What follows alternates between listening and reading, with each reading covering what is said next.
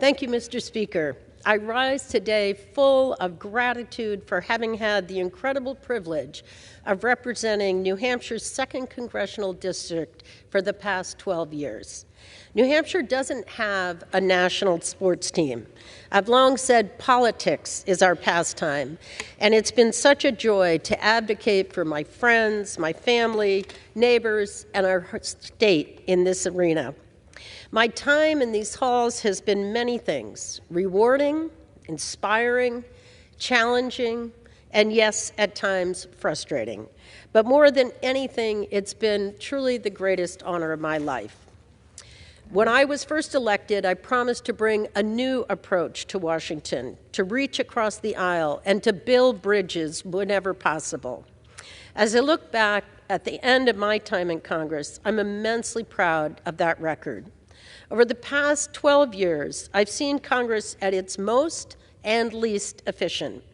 With the clarity of hindsight, I can say that our government really, truly does work best when Republicans and Democrats come together to solve our nation's greatest challenges.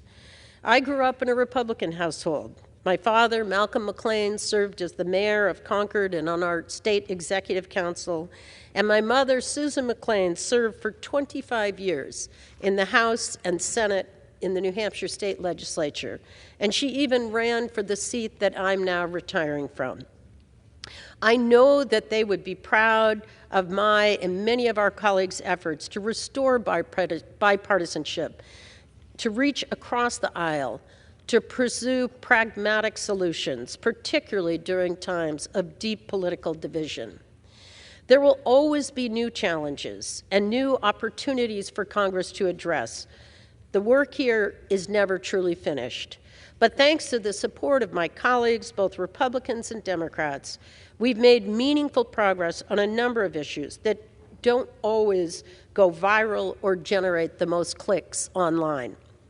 I founded the Bipartisan Mental Health and Substance Use Disorder Task Force with my Republican colleague, Frank Ginta, and continued the work with Brian Fitzpatrick and David Trone to bring Democrats and Republicans together to tackle the addiction and overdose epidemic that's impacted every community across our country. Thanks in part to the task force's tireless advocacy in providing resources for communities and making smart policy changes, we are finally beginning to see overdose deaths decline throughout the nation. And I'm proud that one of my final votes in this chamber will be for vital opioid response legislation to increase access to treatment included in this year's government funding package.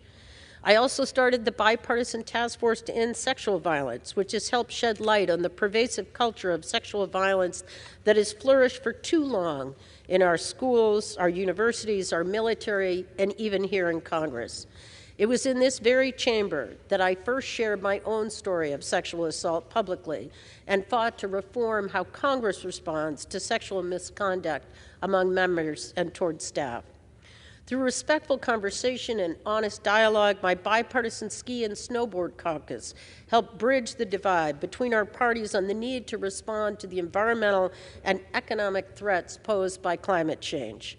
And as chair of the new Democrat coalition, my colleagues and I have repeatedly prioritized country and duty over party and politics, providing the votes to prevent a devastating default on our debt and a costly government shutdown, not once, not twice, but 3 times. Thanks to our focus and commitment to pragmatic solutions to improve the lives of hardworking families in our country, our new Democrat coalition will be the largest it's ever been in the 119th Congress and will make up more than half of the Democratic caucus. In each of these endeavors, we made progress, incremental at times, but progress nonetheless. We didn't always agree on how to tackle the challenges, but we listened to each other. We debated the ideas on the merits, and we focused on the mission of delivering for our constituents.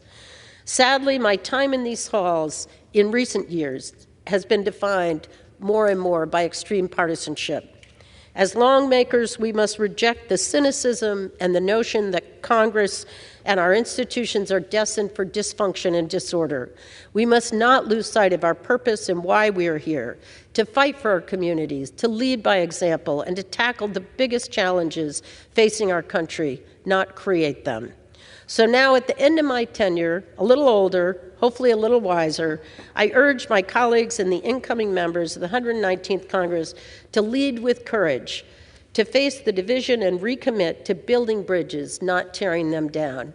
I thank my husband Brad, my sons Zach and Travis, and I remind my colleagues, be bold, be brave, but most importantly, be kind.